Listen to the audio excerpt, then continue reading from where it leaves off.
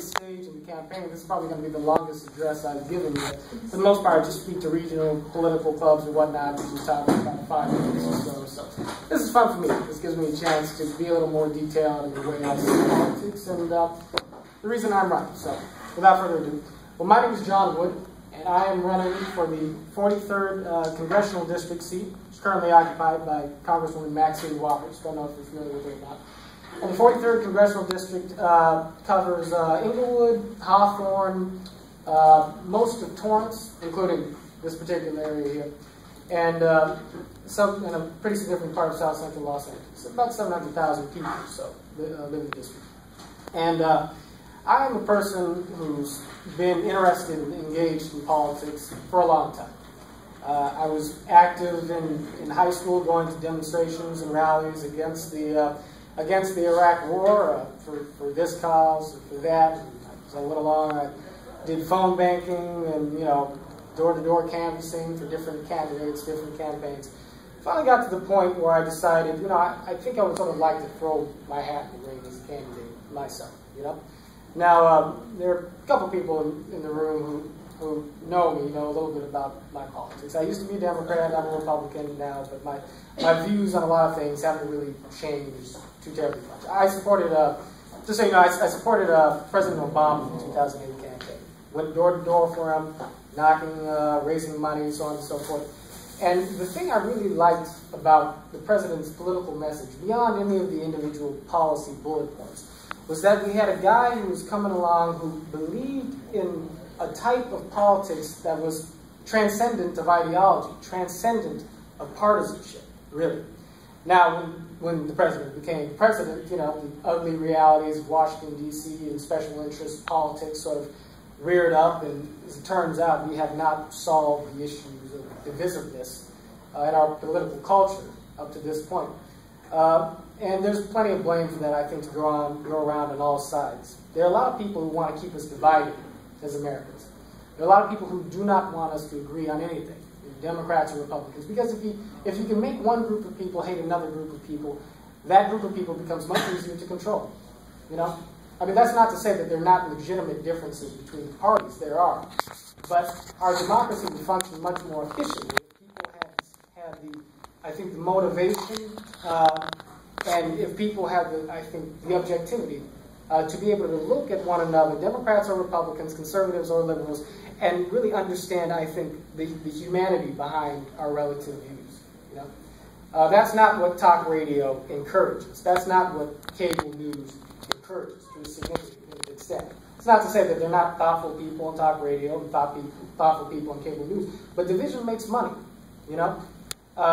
Acrimony makes money. But the interesting thing is, a lot of times we find the different sides who talk about, the founding fathers would have been on our side. The Constitution says this. The Constitution says that. It's American to support universal health care. No, it's American to support lower taxes. But I think a lot about what the founding fathers would make of our politics today, what our real historical legacy is relative to our current politics. And when I go back and I study these things, what I recognize and see is that if you look at some of the things the founding fathers said, the founding fathers didn't agree on a lot of things, but they did tend to agree on the fact that no matter what side of an issue you are on, ideology is a poisonous thing. John Adams, Thomas Jefferson, James Madison, they believed in reasoned and thoughtful, dispassionate debate. Not that they weren't passionate, but in a form of political debate that sought truth rather than just winning politically. John Adams said at one point, he said, ideology is a systematic way for people to go around with confidence. In a more terse moment, he said, ideology is the science of idiots. George Washington, here's a good piece of trivia for you. If somebody asked me, who's our only independent president? The answer is George Washington. And even time Washington came along, you had the Federalists and Democratic Republicans coming into existence, but George Washington didn't want anything to do with identifying himself with either party. He didn't believe in political parties. Now, I'm a member of a political party. I assume maybe most of you are, although I don't know. The independent group in our political demographic is growing faster than Democrats or Republicans. But whether you belong to a party or not, I think we should all follow Adams and Washington's lead, not judging other people according to their party. And it's a thing that dismays me about our politics currently, the fact that we have the tendency to do that. You know, I look at the Tea Party movement, and I agree with a lot of what the Tea Party has talked about. I agree with the idea that we need to be fiscally responsible. I agree with the idea that we do not need to spend money that we don't have, that we need to have policies centered around economic growth that creates opportunity for people. But it always shakes me when I see conservatives labeling liberals as un-American.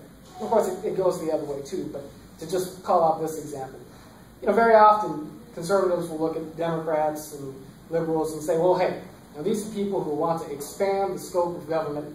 They want to control and micromanage our lives from Washington, D.C. and Sacramento, and do all these things to obliterate our freedoms. That's not American. That's Russian. That's socialism. That's communism. This, that, or the other. And look, I'm not trying to say that, you know, Tea Partiers don't have some good points. Again, I agree with a lot of what they say. But let's not go calling people un-American. You know, it's interesting. If you look back at the debate over the Constitution when it was originally written, James Madison and Patrick Henry went back and forth like cats and dogs over the Constitution. Patrick Henry did not like that document. He said at one point, and I paraphrase, he said, to vest so much power in a central authority, I tell you, it stinks of tyranny. It stinks of monarchy. You know? This is Patrick Henry talking about the people writing the Constitution. That modern conservatives, you know, take the banner up as upholding and defending. I'm not saying they do or don't. What I'm saying is that obviously it wouldn't have been correct for Patrick Henry to accuse James Madison of not having been American. It wouldn't have been correct for the founding fathers who opposed the Constitution to have looked at the people who were establishing it as not being American. This debate between the proper scope of government, no matter what side you fall on it, is a debate that has been with us since the beginning of our nation, since the beginning of our history. So I think it's a debate that needs to continue, and I have definite views on it. But it doesn't serve us if we immediately run towards alienating and vilifying the other side in the effort to do that. Everybody has a stake, and everybody has a share in the history of America, and the legacies that both liberals and conservatives pull from since the beginning of this country. And so it's important that we know where each of the other side is coming from. Now, I'm a person who's running in a predominantly Democratic district, and it's funny. I talk to people about the histories of the different parties. You know, a lot of people will say, well, you know, Republicans did this, that, or the other throughout history, but they may forget that the Republican Party was the party of Lincoln. A lot of times Republicans will say this, that, or the other about the Democratic Party. But they'll forget that the Civil Rights Movement, which most conservatives today agree, the vast majority of conservatives agree, was a good and proper thing that had to happen. They forget that that was a movement largely spearheaded by liberals. We should be thankful to each other as Americans that we have these other sides to deal with and to do battle with and to go back and forth with over. And in translating that to our current political climate, we need to realize that we need each other if we're going to solve the complicated problems that are standing before us today. So how does that relate to us having to solve the problems of the debt deficit? How does it relate to us having to solve problems like Social Security and Medicare, revitalizing the economy and so forth? If you take a look at the problems we have today, problems that are keeping us from being able to pay for education, problems that are keeping us from being able to establish jobs, problems that are keeping us from being able to really progress in the country an increasingly globally competitive marketplace. What you find, I think, is that both sides have some things they can offer as solutions to these problems. And take entitlement reform, for example. I don't know how much you guys think about Social Security and Medicare. These may seem like old people's problems. But the thing about it is, if these programs are so expensive that they're basically saddling us with enormous amounts of debt and financial burdens that are going to carry all the way into your future and mine. If we go at the current rate we're going, there's not going to be much in terms of Medicare or Social Security available to any of us as we move forward. Because frankly, the programs are too expensive and we can't afford them. But if you talk about the way some people, like Paul Ryan, conservatives, they talk about cutting these benefits dramatically. And I understand, because we need to save money on these programs if they're going to be available for us in the future. At the same time, you eliminate benefits that people were promised when they first started paying into these systems. That's not really fair for people who've been paying taxes into these programs. But you can't expand them in an unlimited way either. Because if you do that, we never solve our financial problem and our economy implodes. So my feeling on this is, you have people on one side who want to talk about privatizing these systems, let people save money in their own personalized accounts. You have other people who want to keep the government's role more or less in place. What I say is, draw from both of these principles and allow people to invest money in their own accounts, divert the tax dollars that we pay already through Social Security and Medicare into our own tax accounts. Index them to safe parts of the stock market to allow them to encourage growth over a long period of time.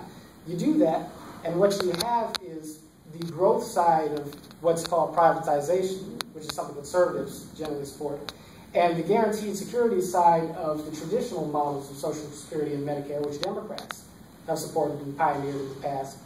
And you have privatized accounts that are backed by the federal government, which people can even hand down and bequeath to their children or to their heirs, wherever they want them to be, going forward over time. That puts money back into the economy and accumulates it in a generational sort of way, generation after generation after generation, rather than having us just sort of throw money into a big black hole. Anyway, these issues are complicated, but that's exactly the point. They are complicated. And if we don't understand where the two sides are coming from, in our political discourse, we're never going to get to a point to where we can arrive at common sense solutions. Or take immigration, for instance. You have some people on the far right who speak in terms of deporting masses of illegal immigrants.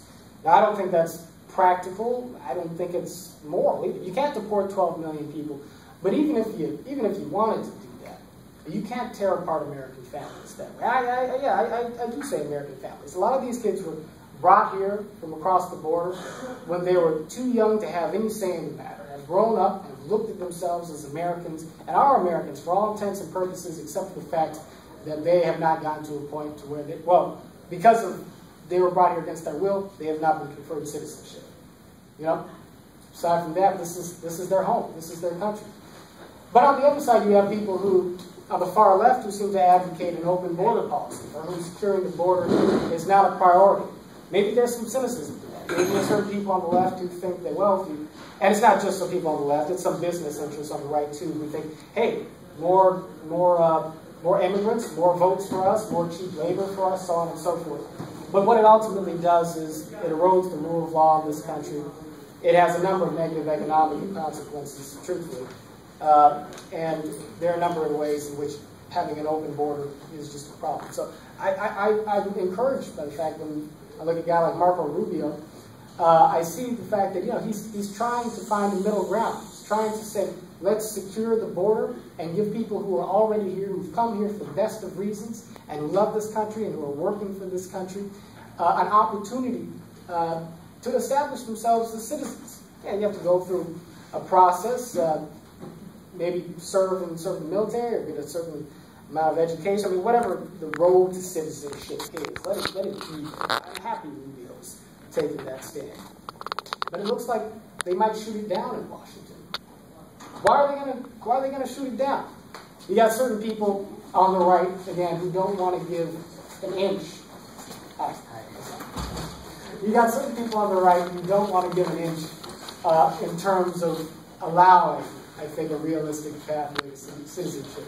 For people who, again, in my opinion, for the most understandable reasons, came to this country illegally.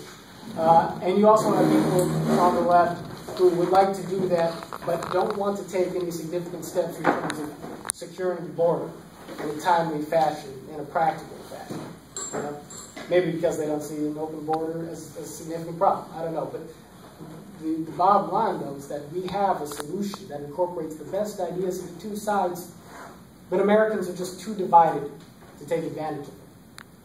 Now, if I'm elected to Congress in the 43rd District, I just, interestingly enough, I would happen to be the only black member of Congress to represent a black and minority district, black and Latino district, an overwhelmingly Democratic district too. I think that might even be the first time in history that's happened, if I prevail in my candidacy.